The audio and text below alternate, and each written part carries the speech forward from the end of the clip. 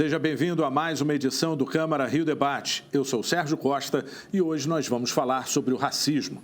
A definição: um conjunto de teorias e crenças que estabelece uma hierarquia entre as raças, entre as etnias, mas na prática revela muitos detalhes que vão ser desvendados neste debate. Para falar sobre este assunto, eu recebo 3 convidados no programa de hoje. Eu começo as apresentações com a defensora pública, a doutora Daniele Magalhães. Ela é coordenadora do Núcleo de Combate ao Racismo e à Discriminação Étnico-Racial da Defensoria Pública do Rio de Janeiro. Seja bem-vinda, doutora Daniele Magalhães. Obrigada, é um prazer. Bom a gente ocupar espaços que a gente possa debater o racismo, né? Um tema silenciado por tantos e tantos e tantos séculos. E estamos aí para contribuir e avançar na pauta. Obrigada. Eu recebo também o advogado criminalista Dr. Joel Luiz Costa. Ele é coordenador executivo do Instituto de Defesa da População Negra. O Instituto oferece assistência jurídica gratuita para promover pessoas à equidade racial no Brasil. Seja bem-vindo. Olá a todos, todas e todos que nos ouvem. É um prazer estar participando desse evento, dessa transmissão, desse programa e poder falar de algo que nos é muito caro, né? Que na verdade é uma invenção da branquitude, um problema que ela deveria se resolver, mas que afeta diretamente as nossas vidas. Então, a nós cabe ter que dar o pontapé inicial desse debate, que além de necessário é muito plural e diverso, né? Nos afeta das mais diversas formas. Espero que a gente possa passar por boa parte delas na conversa de hoje, Sérgio. E completa o nosso time de hoje o professor Adair Rocha, diretor do Departamento Cultural da UERJ e coordenador do Roda Multicêntrica da TV Portal de Favelas. Seja bem-vindo. Olá, tudo bem, Sérgio? É um prazer imenso poder estar aqui num debate de um tema que é central no processo não só do Rio como do Brasil e que, como já disse a nossa querida defensora, né, é silenciado, mas, por outro lado, extremamente presente em todas as relações do cotidiano, né? Acho que poder conversar sobre esse processo, qual é a história dele, como é que ele vem sendo gerado e quais as questões reais que hoje nos colocam é fundamental. E com as pessoas que estamos aqui, certamente vamos poder ampliar bastante mesmo esse debate. Obrigado. Vamos acompanhar agora uma reportagem que mostra alguns casos de um crime que não para de crescer. O caso tomou conta das redes sociais, da imprensa e das rodas de conversa. O professor de surf, Matheus Ribeiro, de 22 anos, que é preto, registrou um boletim de ocorrência. Ele disse que foi acusado de roubar uma bicicleta elétrica por um casal de jovens brancos no Leblon, na zona sul do Rio, na frente de um shopping. Não, você tá falando que é minha. Ela acabou de roubar a bicicleta dela igualzinha. Você conseguiu? Desculpa, você conseguiu? Não. Você conseguiu? Desculpa. E do que vocês acabaram de... Não, o que vocês acabaram de falar e o que eu respondi? Não, eu não te acusei.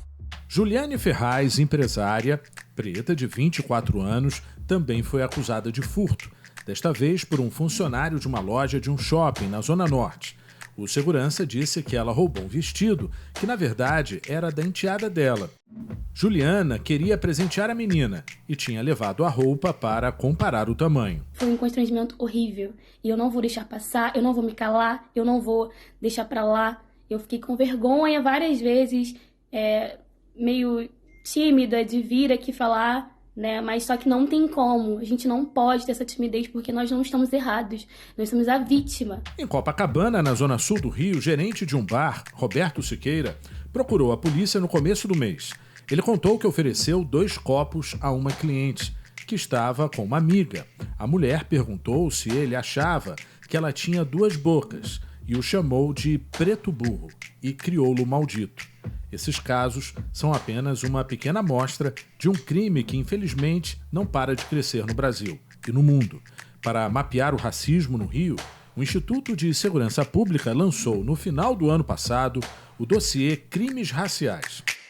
A pesquisa mostra que houve 3.000 registros em 2018 e 2019, e só nesse último a discriminação racial fez 844 vítimas, o que significa que 2 pessoas sofreram ataques racistas por dia no Rio. O levantamento também desenha o perfil dos envolvidos. Mais da metade das vítimas são mulheres e cerca da metade dos agressores também. A cidade do Rio concentrou o maior número de casos, principalmente nos bairros do Recreio dos Bandeirantes, Barra da Tijuca e Taquara, todos na zona oeste da cidade.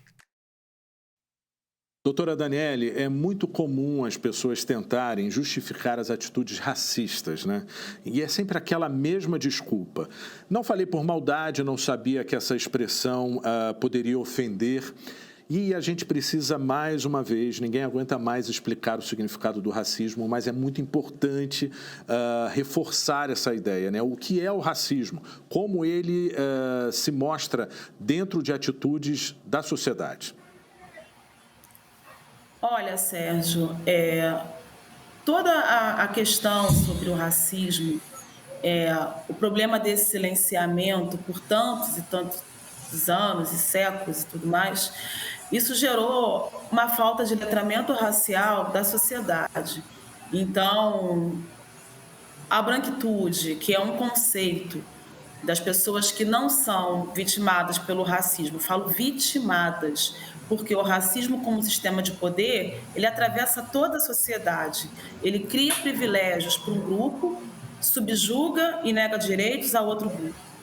E quem é esse outro grupo que está subjugado, que está com os direitos negados, é justamente a população negra, que é a maioria da população brasileira.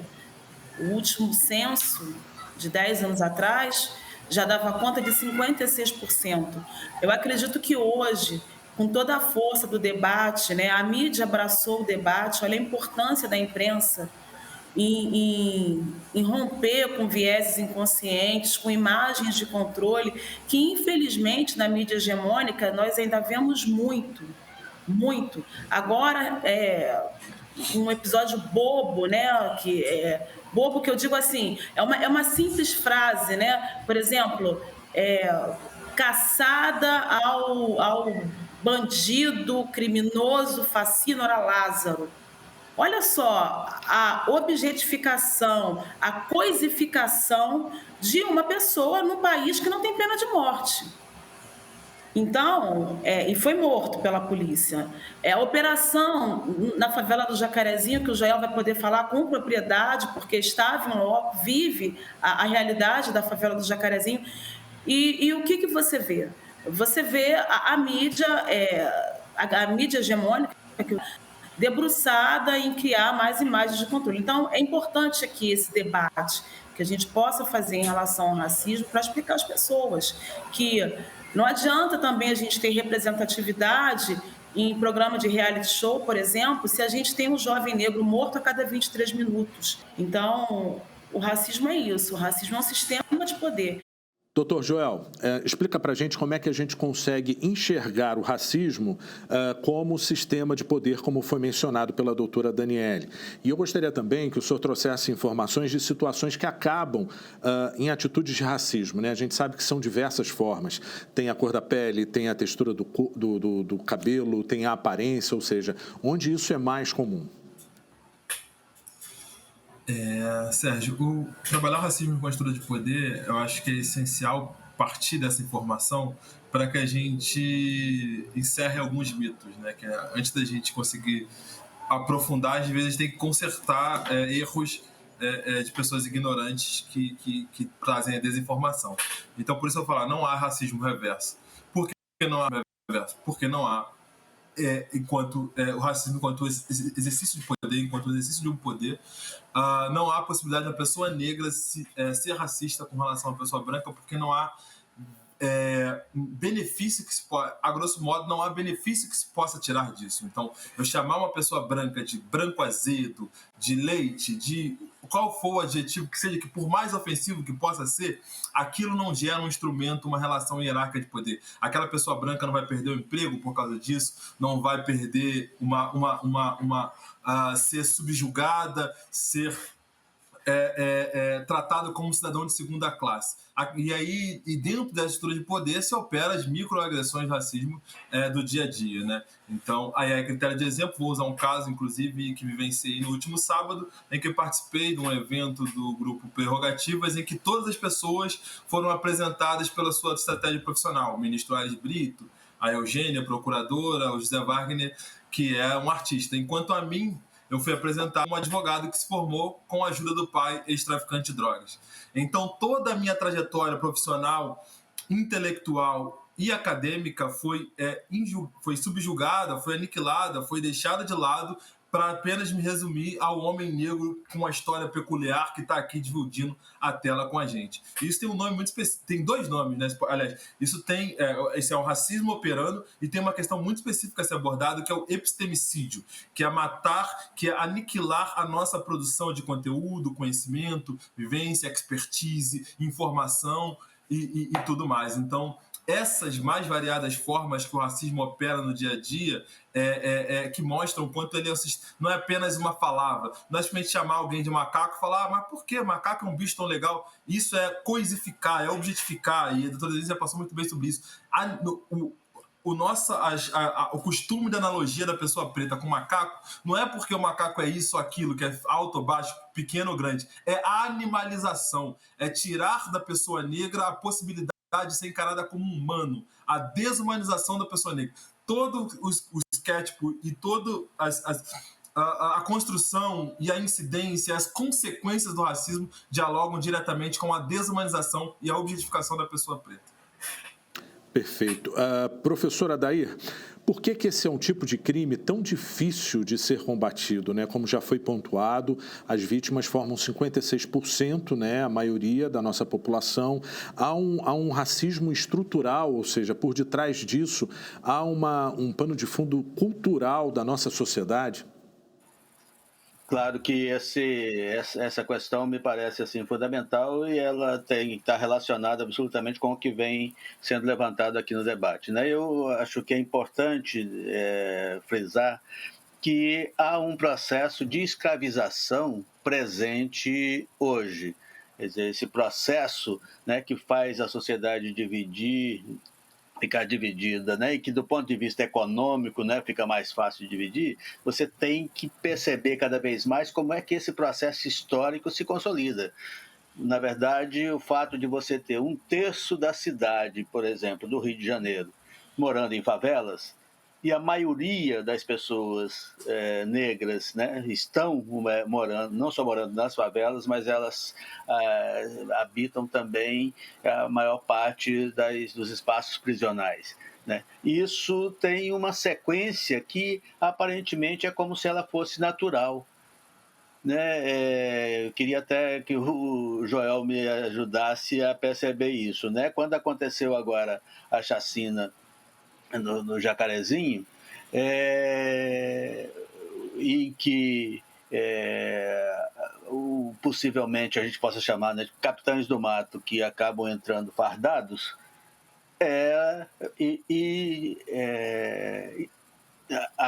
matam diretamente, né, sem nenhum escrúpulo, mais de 20 pessoas, a maioria negros, né, na história, numa favela, inclusive, né, de tradição de quilombo, né, e da resistência negra.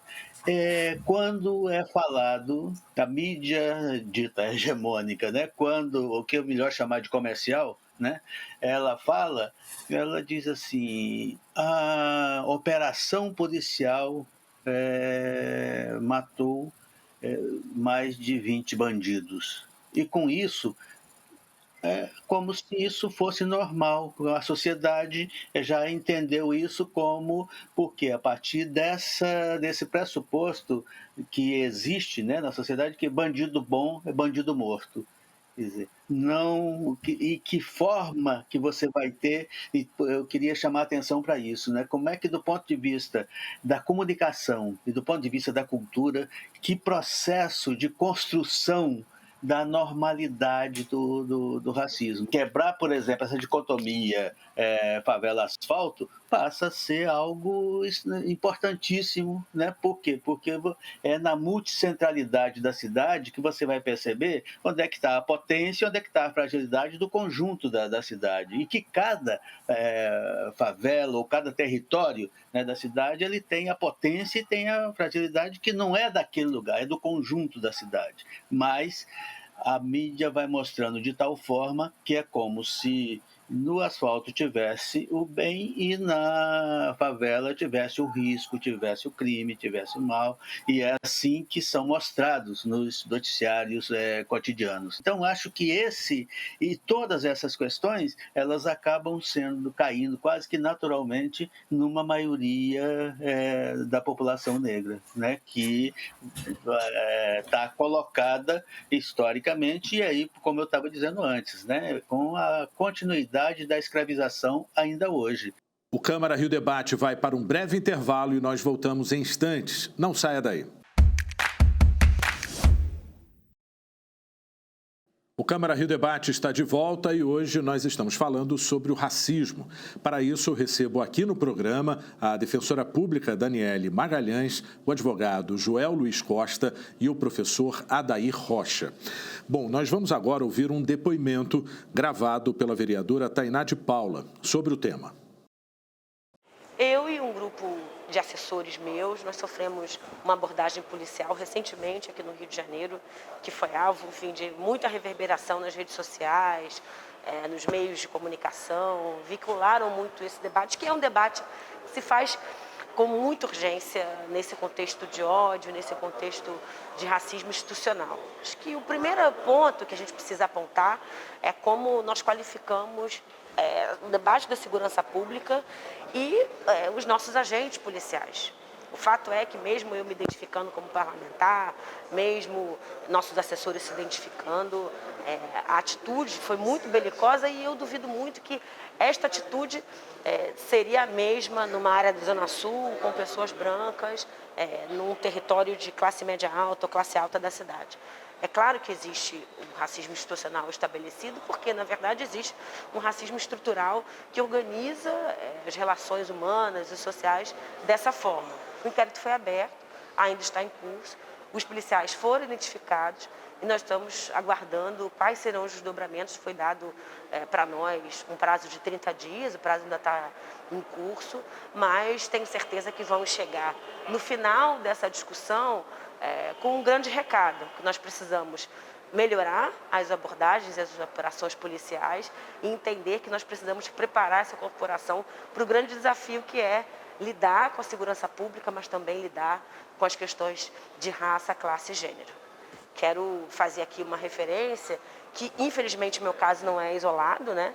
Na verdade, ele é incomum porque é uma abordagem policial que não termina em tiroteio, não termina em execuções, que é a natureza da maioria das abordagens policiais do Brasil, assim como os autos de resistência, assim como as abordagens em territórios de favela e periferia de norte a sul.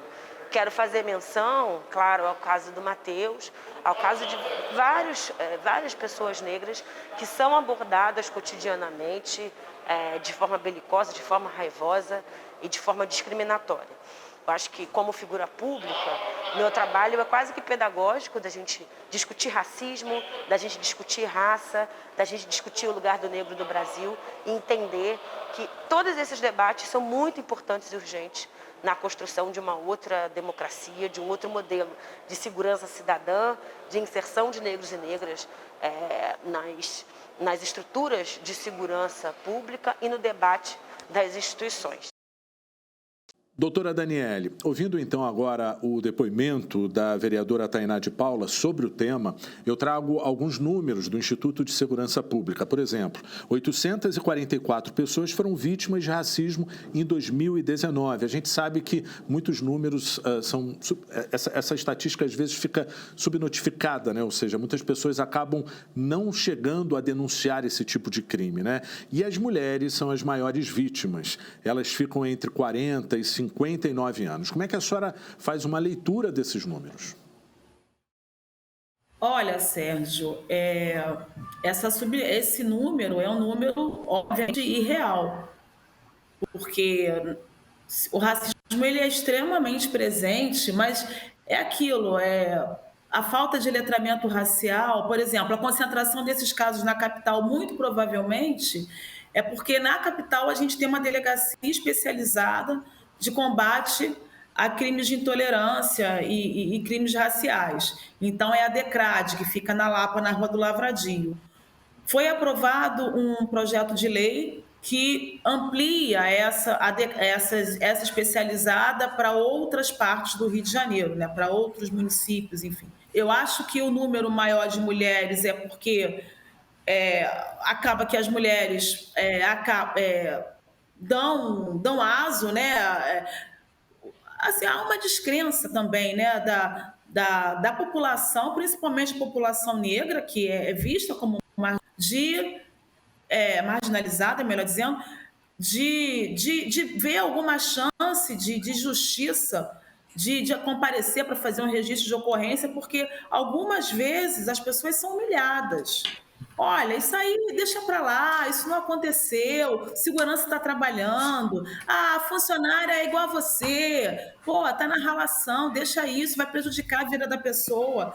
E aí a vítima tem empatia com o agressor. E como ela vai ter essa empatia? Muitas vezes fomentada por aquela autoridade policial, por aquela autoridade judiciária, ou por aquela, enfim, por aquele braço do sistema de justiça que deveria falar, não, olha, vai buscar os seus direitos, vai buscar, vai fazer o registro de ocorrência. Você tem injúria racial, você tem crime de racismo, mas não, aí é isso, a pessoa desmotivar a levar adiante aquele registro. Então, eu acho que esse número é um número irreal, é um número que é uma subnotificação absurda, como acontece também com os casos de intolerância religiosa. São enormes os casos, são inúmeros os casos, e a subnotificação é muito grande. Doutor Joel, como bem disse a doutora Daniele, ou seja, a ascensão social não blinda, não evita esse racismo, né? E a gente sabe que poucas as pessoas pretas e pardas estão em cargos executivos. Mas, do outro lado, 75% dos mortos pela polícia, né, fazem parte do grupo e 62% dos presos. Ou seja, esses números revelam muito dentro da realidade do racismo, doutor? Revelam, a meu ver, Sérgio, da realidade da construção desse projeto de país, né? Da construção do Brasil. O que é um país que tem como episódio histórico mais longevo a escravidão, com seus 388 anos, uma escravidão, uma abolição inconclusa, uma ausência de reparação histórica por todos esses sofrimentos ao longo dessas famílias, essas histórias dilaceradas, uma ausência de um projeto de inclusão dessa população negra no pós-abolição e um projeto contínuo de controle de corpos pretos e genocídio da população negra com o consequente embranquecimento do país. Então a gente sabe que no Brasil pós-abolição, na virada a partir do século XIX, a gente teve um projeto contínuo e massificado, um projeto eugenista, e aí muito bem capitaneado pelas pessoas brancas da elite da época. E aí no campo do direito eu posso trazer duas referências para a gente que estuda política de drogas, que é Pernambuco Filho e Rodrigues Doria. Então foram médicos legistas que massificaram a produção de conteúdo pautado por um racismo científico que ajudou no processo contínuo de criminalização da população negra. E um país que tem, desde da sua concepção, mecanismos legais para controle de corpos pretos, né? O que foi a escravidão, que era um mecanismo legal, era feito dentro da estrutura do Estado, debaixo das barbas do Estado, não era algo feito na ilegalidade. Então o Estado tem a sua parcela de culpa absoluta nessa construção, assim como tem até hoje, na sua continuidade. Aí depois viemos a lei de vadiagem, criação do samba, da capoeira, das religiões matrizes africanas, até chegar na política de drogas, né?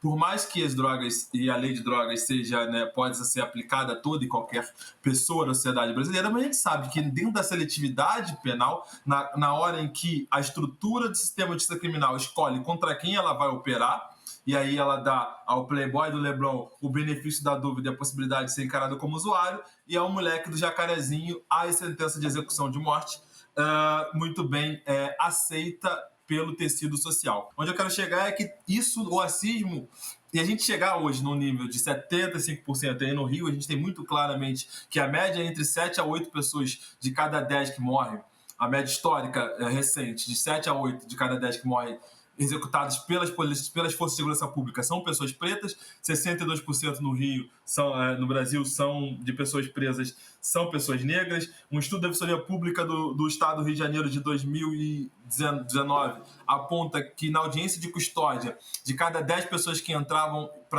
presas em prisão em flagrante, 8 eram pessoas negras. Temos um relato do estado do Acre, em que 98% das mulheres presas são mulheres negras, ou seja, chegar até esses dados que assustam, mas que já foram banalizados, não se chega de uma hora para outra. Não se acontece simplesmente com um governo genocida, como o que temos atual, ou um governo golpista, como que tivemos anteriormente. Isso é a consequência de um projeto de país que vem sendo implementado, diversificado e aprimorado ao longo de 521 anos. Então, o que a gente tem hoje é uma consequência de tudo que tem sido plantado, gestado, colhido e replantado. Porque nós temos um país, no Brasil, que já passou por um processo de redemocratização, que tem uma das melhores constituições já produzidas nesse globo, e ainda assim estamos aqui debatendo por que a polícia mata mais pessoas pretas do que pessoas brancas, enquanto deveríamos ser todos e todas iguais. Perfeito. Professor Adair, como que a gente consegue mudar essa realidade? Que tipo de medida seria possível para criar uma sociedade mais justa, sem o preconceito, longe do racismo? Como que a gente consegue criar medidas de combate à discriminação? Olha, Sérgio, depois das duas falas, da Daniela e do Joel, quer dizer, essa fica muito mais fácil da gente trabalhar essa questão que é tão difícil, né? Na verdade, se trata, então, de uma mudança completa de produção do imaginário, né? Que imaginário é esse que está produzido no cotidiano que torna normal esses assassinatos e essas coisas todas, né, que foram aqui trazidas, né? E por que, então, que do ponto de vista econômico tem continuidade o processo de exploração cada vez maior. Aí dá para a gente, é preciso trabalhar, então, nessa produção de um novo imaginário, né, uma questão muito direta, né? O que é fundamental numa democracia, num processo de construção democrática, como o Joel vinha trabalhando? É a relação entre acesso e direito, né? A Constituição fala dos direitos, né, de todos serem iguais perante a lei, portanto, de ter acesso. Só que, se não tiver acesso, cessou o direito. E aí você tem, como a pandemia deixou mais claro agora, o que já nem precisava deixar, porque já era claríssimo, como é que é a questão sanitária na relação dos espaços das favelas e periferias, né, nos territórios do empobrecimento. E esses territórios do empobrecimento, eles são territórios que geram acúmulos, né? E não dá para perceber nunca, jamais, a escassez separada do acúmulo. E aí, então, dentro dessa relação, enquanto no conjunto da cidade você não tiver as escolas com as mesmas possibilidades, com a qualidade que dê acesso igual, né? E que, portanto, alguém que está no Alemão, que está na Maré, que está no Jacarezinho, que está na Rocinha, em todos os espaços, nos territórios de favelas e periferia do Rio de Janeiro, da mesma forma do que os que vêm do Leblon, que vêm da parte da Barra, que vêm do Leme, que vêm, né, dos diferentes espaços, que é quase que natural mostrar que eles tenham esse acesso, primeiro, porque a tradição do processo autoritário é construída assim. E aí é importante, né, como já se referia, né, da gente estar agora nesse processo genocida e que foi precedido por golpe, né, só percebemos quais foram as razões de impeachment anteriormente. Não tinha razões nenhuma, inclusive a própria razão colocada, né, não tem. As razões reais eram essa questão que você está levantando, que é a possibilidade de uma distribuição mínima de renda, que é a possibilidade do acesso da população negra, da população empobrecida, à universidade, né? Eu posso falar disso assim até com muito orgulho, porque trabalho em 2 espaços, em 2 universidades, né, a PUC e a UERJ, onde essa questão foi trabalhada de forma sistêmica. Eu fui professor da Marielle na PUC e, ao mesmo tempo, posso citar o Michel, posso citar a Gisele, posso citar um número imenso de pessoas que estão trabalhando diretamente nessa produção de um novo imaginário. O que significa uma nova perspectiva da comunicação e um falar a partir de, e não sobre, como é o que a mídia comercial faz. E a UERJ, né, com a primeira política de cotas, né, existente, o que significa, o que certamente vai poder chamar dos novos intelectuais orgânicos, né? Que intelectuais são esses que falam a partir da vida e que trazem essa possibilidade de percepção das contradições reais existentes e que processo de mudança é esse, né? E aí, claro que diante disso, então essa produção do imaginário passa a ser o pano de fundo. Perfeito. Olha, foi um prazer conversar e debater sobre esse tema, esse assunto tão importante. Eu agradeço a presença de todos vocês aqui no programa. Obrigado à defensora pública, doutora Daniele. Obrigado ao advogado, doutor Joel Luiz Costa. Agradeço você também ao professor Adair Rocha. E obrigado a você pela audiência. O Câmara Rio Debate de hoje fica por aqui. Até a próxima.